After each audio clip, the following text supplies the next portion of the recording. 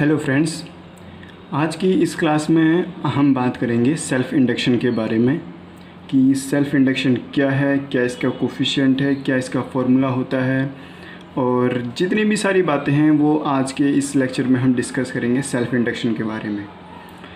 और क्लास शुरू करने से पहले मैं आपको बता दूं फ्रेंड्स कि हमने व्हाट्सएप पे एक पेड ग्रुप बनाया है, जिस ग्रुप में हम 3 मेंबर हैं, 3 ग्रुप एडमिन हैं।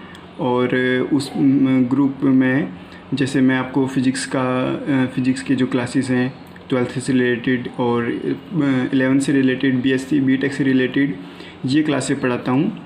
उसी तरीके से जो दूसरा एडमिन है वो आपको करंट अफेयर्स और जो अच्छी चीज़ें हैं जो हमारी नॉलेजेबल, जो हमारे फ्यूचर में, जो हमारे एजुकेशन में काम आए वो चीज़ें बताएगा। और जो दूसरा एडमिन है, जो तीसरा एडमिन है, वो आपको बताएगा कि जो कुछ ऐसे पॉइंट, कुछ व्यू ऐसे बताएगा जो कि जो हमारी नॉर्मल लाइफ है उससे रिलेटेड होंगे। और अगर आप आगे कोई टेस्ट क्लियर करना चाहते हैं तो छोटे छोटे पॉइंट जो होते हैं, जिससे जो हमें पॉइंट मतलब यूँ टिप्सों पे याद हो जाते हैं कि जैसे यहाँ क्या हुआ था, वहाँ क्या हुआ था, जैसे अकबर ने कौन सा महल कब बनाया था, ऐसी चीज़ें जो जिसको हम यूँ भी कह सकते हैं कि रोचक तथ्य भी कह सकते हैं, या हम कहते हैं कि जो पॉइंट ऑफ व्यू होते हैं कि जिसे ऐसे पॉइंट जो हमें कभी भी हमें काम आ सकते हैं, ऐसी जो चीज़ें हैं वो हमारा जो तीसरा एडमिन है वो आपको बताएगा। और नीचे डिस्क्रिप्शन में व्हाट्सएप जो हमारा ग्रुप है उसका लिंक दिया हुआ है। ग्रुप का नाम है नॉलेज जंक्शन 2.0। और अगर आपको कोई भी दिक्कत होती है तो आप मुझसे कांटेक्ट कर सकते हैं। और अगर आपको फिर भी सॉल्यूशन ना मिले तो ग्रुप ज्वाइन करने के बाद ग्रुप जो एडमिन है उनसे बात कर लें, वो आपको ग्रुप के बारे में सारी डिटेल बता देंगे। तो फ्रेंड्स, ये था हमारा व्हाट्सएप का ग्रुप। और अब ज़्यादा टाइम वेस्ट ना करते हुए हम अपना लेक्चर, जो आज की हमारी क्लास है, वो स्टार्ट करेंगे। सेल्फ इंडक्शन क्या होता है, देखेंगे इसकी definition. Self induction, it is the phenomena by virtue of which an opposing EMF produced in a coil by changing of electric current in the coil itself। क्या कह रहा है कि सेल्फ इंडक्शन क्या है? सेल्फ इंडक्शन एक ऐसा formula है जिसमें which an opposing EMF is produced in a coil by the change in electric current in the coil itself। मतलब कि जो हमारी कॉइल है उसमें जो हमारा इलेक्ट्रिक करंट है वो जब चेंज होगा, जो हमारी जो EMF प्रोड्यूस होगी, हमारी EMF अपोज करेगी किसे? इलेक्ट्रिक करंट को। किसके द्वारा? अपने आप ही। तो कहने का क्या मतलब है कि सेल्फ इंडक्शन क्या होता है? सेल्फ इंडक्शन एक ऐसा इंडक्शन है जिसमें जो EMF है वो अपोज करेगी इलेक्ट्रिक करंट को, और वो जो इलेक्ट्रिक करंट होगा वो कॉइल में अपने आप ही जनरेट होगा। ये है इसकी मेन डेफिनेशन। अब आगे देखेंगे इसका हम ग्राफिकली इसको हम कैसे समझ सकते हैं सेल्फ इंडक्शन को, वो देखेंगे। Consider a coil connected to a cell through a passing key. जैसे ये डायग्राम है, इसमें हमने एक कॉइल ज्वाइन कर दिया और उसको बैटरी से ज्वाइन कर दिया और इसको उस पर एक की लगा दी। अब हम देखेंगे इस डायग्राम से हम कैसे पता करेंगे कि हमारा जो सेल्फ इंडक्शन है वो कैसे वर्क करता है। तो इसके लिए हम देखेंगे कि जब हम इसकी जो क्लोज़ कर देंगे, जो ये की है इसकी क्लोज़ कर देंगे, तो क्या होगा? जो करंट है वो करंट जीरो से मैक्सिमम, जो करंट है जीरो से कहाँ चला जाएगा? मैक्सिमम। और जब करंट जीरो से मैक्सिमम होगा तो जो मैग्नेटिक फ्लक्स लिंक है कॉइल के साथ वो भी क्या हो जाएगी? इंक्रीज़। अब इंक्रीज़ हो गया। अब इसके बाद क्या होगा? जो EMF इंड्यूस हो रहा है कॉइल में, वो किसका अपोज करेगा? Growth of current. वो जो EMF इंड्यूस हो रहा है वो किसका अपोज करेगा? जो करंट जो है इंक्रीज़ हो रहा है उसको करेगा अपोज। और जो ये अपोज करता है इस मेथड को क्या कहते हैं हम? डिलेड। इस मेथड को क्या कहते हैं हम? डिलेड। अगर हम लिखें तो क्या लिखेंगे इसको? डिलेड। इस मेथड को कहते हैं हम डिलेड। किस मेथड को कहते हैं डिलेड? जो ईएमएफ ग्रोथ ऑफ करंट को रोकता है। अब उसके बाद जब करंट हो जाएगा मैक्सिमम, जब मैक्सिमम करंट हो जाएगा तो इसमें जो फ्लक्स है वो चेंज नहीं होगा। जब मैक्सिमम करंट हो जाएगा, फुल करंट हो जाएगा तो ना फ्लक्स चेंज होगा, और जब फ्लक्स चेंज नहीं होगा तो क्या होगा कि जो ईएमएफ है वो भी इंड्यूस होना बंद हो जाएगा। तो एक बात है ये कि जब हमने की कर दिया क्लोज। अब हम देखेंगे जब हम की कर देंगे ओपन, जब हम की हमने छोड़ दी तो उसके बाद क्या होगा, जो करंट है वो डिक्रीज़ होना शुरू हो जाएगा, लगातार डिक्रीज़ होना शुरू हो जाएगा और मैक्सिमम से कहाँ आ जाएगा, ज़ीरो। अब इस वजह से क्या होगा, जो हमारा मैग्नेटिक फ्लक्स है वो भी ज़ीरो हो जाएगा, वो भी ज़ीरो हो जाएगा। अब मैग्नेटिक फ्लक्स ज़ीरो होगा तो उस वजह से क्या होगा, जो ईएमएफ है इंड्यूस हो रही है जो कॉइल में, वो जो मैग्नेटिक फ्लक्स का अपोज कर रही थी, जो करंट इंक्रीज होता उसका जो अपोज कर रही थी वो भी धीरे धीरे करके कम होने लग जाएगा। अब इस क्या होगा कि जो करंट है वो तो हो गया ज़ीरो, करंट हो गया ज़ीरो, तो इस वजह से क्या होगा, उसमें जो मैग्नेटिक फ्लक्स है वो इंस्टेंटली एक तरीके से बना रहेगा। तो ये था इसका ग्राफिकली इसकी रिप्रेजेंटेशन की कैसे पता चलता है कि सेल्फ इंडक्शन कैसे वर्क करता है, ये था इसकी जो है रिप्रेजेंटेशन। अब इसके बाद हम देखेंगे कि जो हमने दो पॉइंट करे थे कि एक की क्लोज कर दी, एक की ओपन कर दी। अब दोनों से हम ये देखेंगे कि इसका जब हम इसको ग्राफिकली रिप्रेजेंट करेंगे, एक ग्राफ में ड्रॉ करेंगे, तो वहाँ पे हमें इसका क्या इफ़ेक्ट दिखेगा, तो वो देखेंगे अब हम। जैसे ये हमने दो एक्सिस ड्रॉ कर दी, यहाँ ये टी, इधर टी टाइम और इधर आई करंट। तो क्या कह रहा है कि मैक्सिमम जीरो से जब हम की क्लोज करेंगे तो करंट क्या होगा, ज़ीरो से मैक्सिमम हो गया मैक्सिमम। अब दूसरे पॉइंट पर हमने क्या किया था कि जब ओपन कर दिया था तो ज़ीरो से मैक्सिमम से ज़ीरो आएगा, लेकिन ज़ीरो जब होएगा तो ज़ीरो होने से पहले थोड़ा इंस्टेंट हो जाएगा। इंस्टेंट का मतलब है कि पैरेलल हो जाएगा, थोड़ा धीरे करके। पहले तो एकदम से जीरो की तरफ आएगा, लेकिन जब जीरो के बिल्कुल नज़दीक हो जाएगा तो वहाँ से क्या होगा कि धीरे से आएगा ज़ीरो में। जैसे अब ये देखें कि पहले तो ग्राफ एकदम से नीचे आ गया, लेकिन जब जीरो से थोड़ी सी दूरी रह गई थी तो ये धीरे से फिर जीरो पे आया है। तो ये था इसका ग्राफिकली रिप्रेजेंटेशन। अब इसके बाद देखेंगे हम कोफिशिएंट ऑफ सेल्फ इंडक्शन, कि सेल्फ इंडक्शन का कोफिशिएंट क्या होता है। अब इसके लिए हम देखेंगे कि लेट हमने मान ला कि I equal to current through a coil. जो I है वो क्या है, करंट जो पास हो रहा है किसमें, कॉइल में।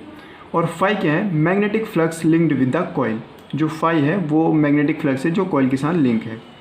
इट इज़ फाउंड दैट, इससे हमें क्या मिलता है कि जो फाई है वो डायरेक्टली प्रोपोर्शनल है किसके, I के, यानी magnetic flux link with the coil is equal to directly proportional to current through in the coil. तो ये आ गया। अब जो ये प्रोपोर्शनलिटी साइन है इसको हटा के हमने क्या लगा दिया, L लगा दिया, और इसको मान लिया हमने इक्वेशन फर्स्ट। अब where L is a constant of proportionality called coefficient of self induction और सेल्फ इंडक्शन। जो ये L है ये क्या है, constant of proportional.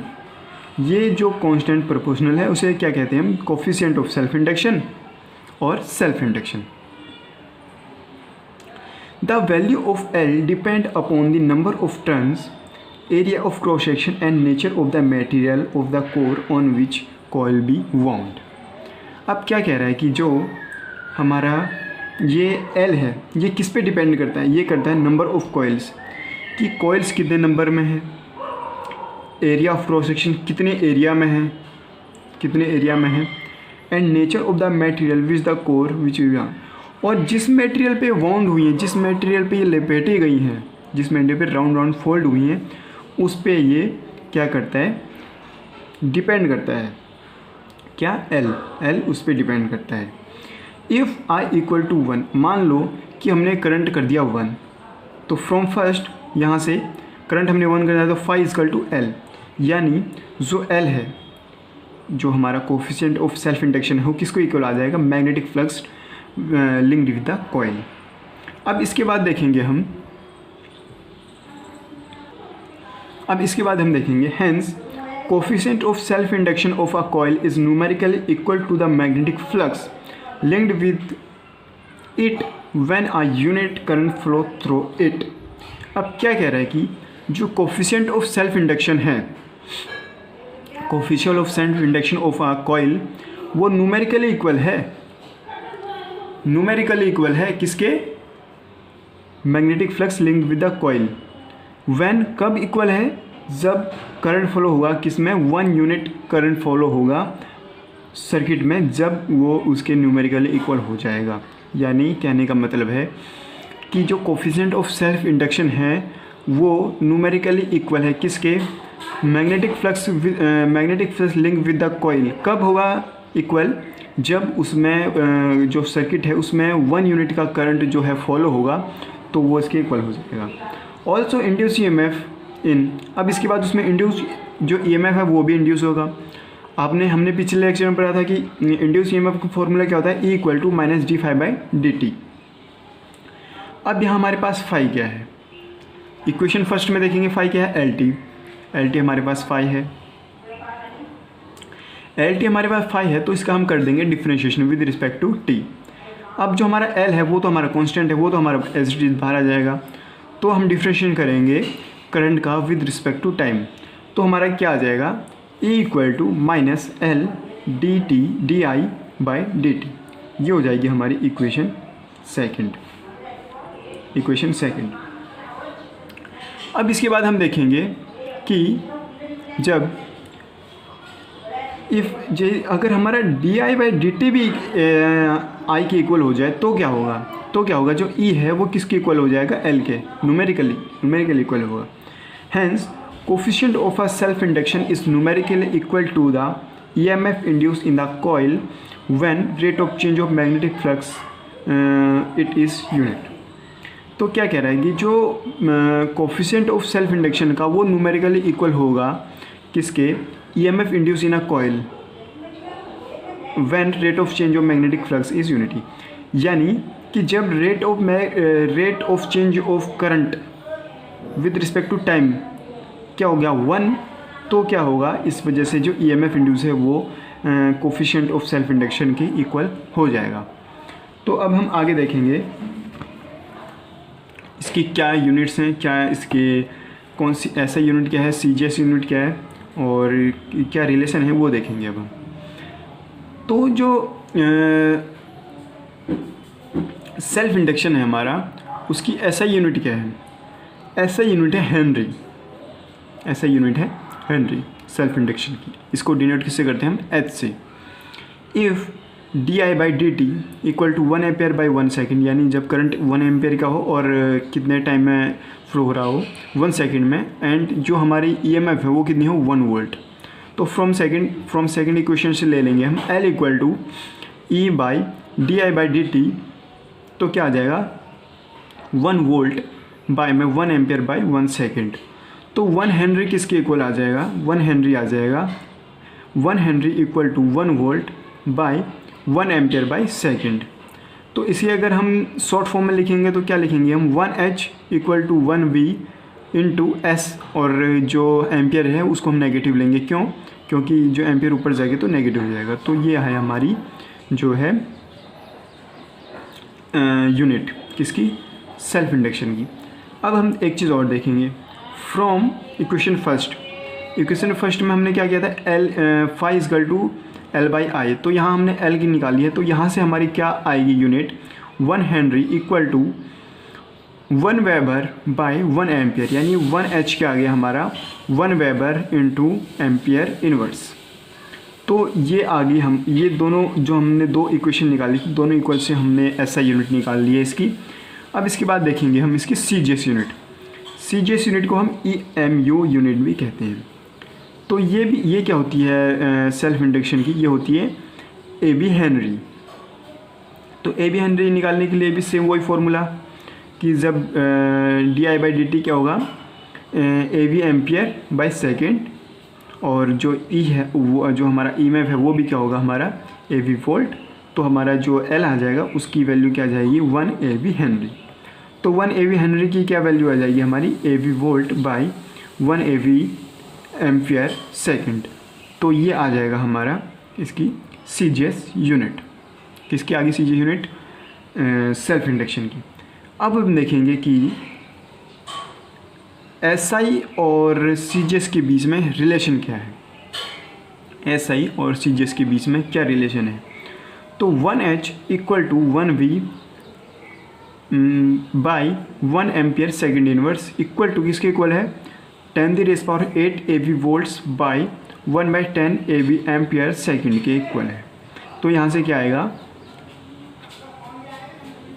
10⁹ AV Henry. तो क्या रिलेशन आ गया कि जो 1 हेनरी है वो किसके इक्वल है?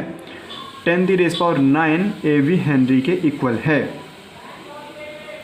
अब इसके बाद देखेंगे हम, ये तो हमारा आ गया रिलेशन। इसके बाद देखेंगे कुछ जो छोटी छोटी यूनिटें होती हैं उसको हम कैसे डिनोट करते हैं। जैसे 1 मिली हेनरी है, यानी 1 mH किसके इक्वल होगा?